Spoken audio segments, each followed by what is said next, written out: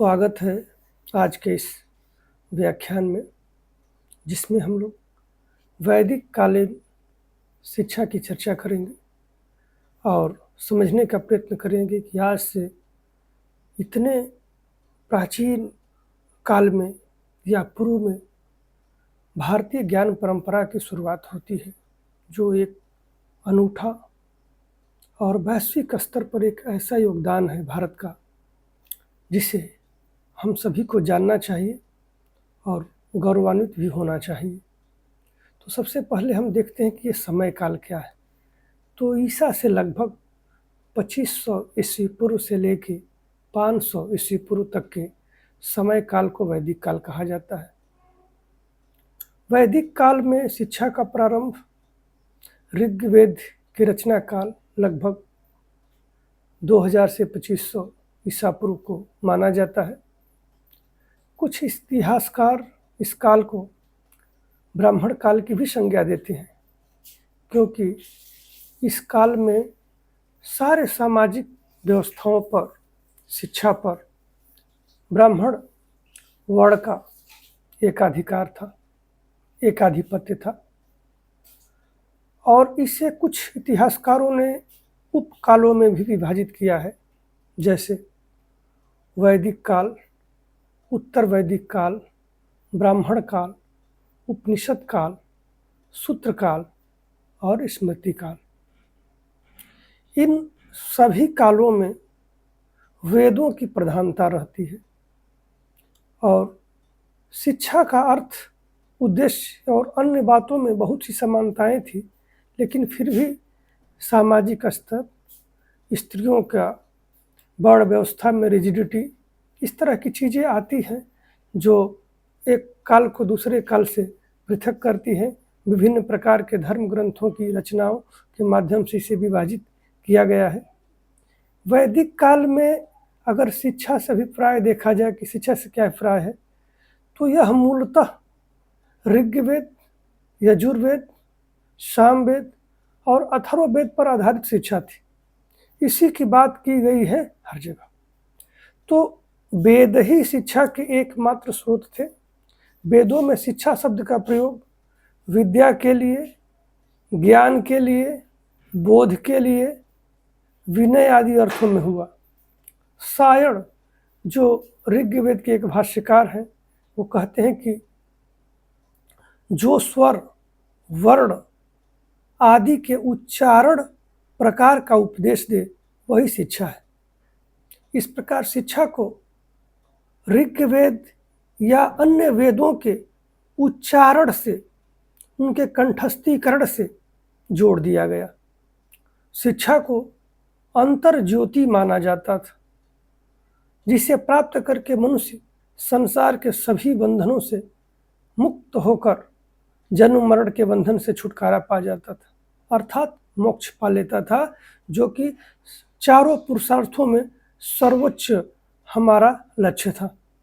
इसके बाद इस काल में लौकिक ज्ञान, जीविकोपार्जन के ज्ञान और पुस्तकीय ज्ञान को शिक्षा नहीं माना जाता, बल्कि ज्ञान वह है जो प्रकाश पुंज की तरह है, जो हमारे अंतर ज्योति को प्रकाशित करता है, जो हमारे विवेक को जागृत करता है, जो हमारे अंदर प्रज्ञा का बोध कराता है, उसे प्रकाश माना गया। इसी संबंध में आल्टेकर ने, जिनकी पुस्तक है एजुकेशन इन एंशिएंट इंडिया, उसमें वो लिखते हैं कि वैदिक युग से आज तक भारतीयों की शिक्षा की मुख्य अवधारणा जीवन के विभिन्न क्षेत्रों में उचित मार्गदर्शन देने में रही है, जो कि यह प्रकाश का स्रोत की तरह है। इस प्रकार शिक्षा ही हमारी सर्वांगीण विकास, यानी शारीरिक, मानसिक, आध्यात्मिक शक्तियों तथा क्षमताओं का विकास करती है, हमारे व्यवहार में परिवर्तन लाती है और व्यक्तित्व का सर्वांगीण विकास करती है। तो शिक्षा को बड़ा व्यापक रूप में वैदिक काल में ही देखा गया है। शिक्षा को ज्ञान, प्रकाश, शक्ति का ऐसा स्रोत माना जाता था, जो हमारी सभी प्रकार शारीरिक, मानसिक, भौतिक, आध्यात्मिक, चारित्रिक शक्तियों तथा क्षमताओं का उत्तरोत्तर और सामंजस्यपूर्ण विकास करती है और हमारे स्वभाव को परिवर्तित करती है। हमारे व्यवहार, कार्यशैली, शिष्टाचार, संस्कार, इन सारे चीज़ों को उत्कृष्ट बनाती है, वो शिक्षा है। वैदिक काल में शिक्षा के उद्देश्य जो थे वो ज्ञान प्राप्ति का नहीं बल्कि धर्म के मार्ग पर चलने का उद्देश्य रखती थी, मोक्ष के प्राप्ति का उद्देश्य रखती थी और जीवन की समस्त क्रियाओं को धर्म के मार्ग पर अनुसरित करने, चलाने की बात करती थी और अंतिम लक्ष्य चूँकि मोक्ष था और इसी के अकॉर्डिंग शिक्षा के उद्देश्यों को निर्धारित किया गया था। सामाजिक कुशलता की उन्नति तथा सांस्कृतिक संरक्षण का प्रयास इस शिक्षा का मूल उद्देश्य था। तो पहला उद्देश्य देख सकते हैं हम लोग, ईश्वर भक्ति की भावना एवं धार्मिकता का समावेश। वैदिक शिक्षा का मुख्य उद्देश्य बालक में धर्म की भावना को विकसित करना था, क्योंकि इस काल में धर्म का जीवन में अत्यंत महत्वपूर्ण स्थान था और गुरुकुलों में छात्रों के विभिन्न दैनिक अनुष्ठानों, व्रतों एवं विभिन्न संस्कारों की व्यवस्था की गई थी। छात्रों को व्रतों का पालन, नियमित उषा एवं संध्या काल का जो अर्चन पूजन, प्रातः का पूजा पाठ, अन्य धार्मिक कृत्यों में भाग लेना अनिवार्य था, पवित्र था और धार्मिकता का विकास करने वाला था, जो उन्हें जीवन को भौतिक जीवन के आकर्षण से अलग रखते हुए आध्यात्मिकता की ओर प्रेरित करने का प्रयास करती थी। इससे छात्रों में सत्यनिष्ठा, आचार विचार का संयम, आध्यात्मिकता, संस्कार, शिष्टाचार, संस्कृति का बोध इत्यादि का विकास होता था। दूसरा, चरित्र का निर्माण। आज भी चरित्र को शिक्षा का सर्वोच्च माना जाता है लक्ष्य, कि चरित्र सबसे मनुष्य का सर्वोच्च धन है, सर्वोच्च शक्ति है और यह जीवन का लक्ष्य भी होना चाहिए। तो वैदिक शिक्षा का जो उद्देश्य था, चरित्रवान नागरिकों का निर्माण करना। सभी वेदों का कहा गया है मनुस्मृति में कि सभी वेदों का ज्ञाता विद्वान भी सच्चरित्रता के अभाव में श्रेष्ठ नहीं है, बल्कि केवल गायत्री मंत्र को जानने वाला ब्राह्मण यदि सदचरित्र है तो वो श्रेष्ठ है, वो पूज्यमान है।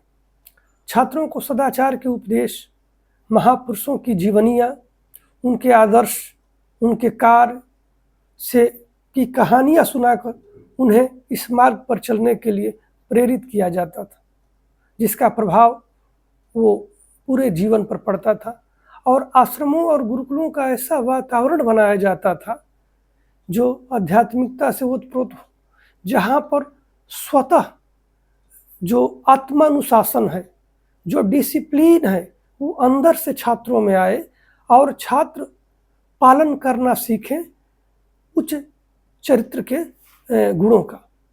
तो ये बात रही। इसके बाद उद्देश्य था नागरिक एवं सामाजिक कर्तव्यों की समझ को विकसित करना छात्रों में।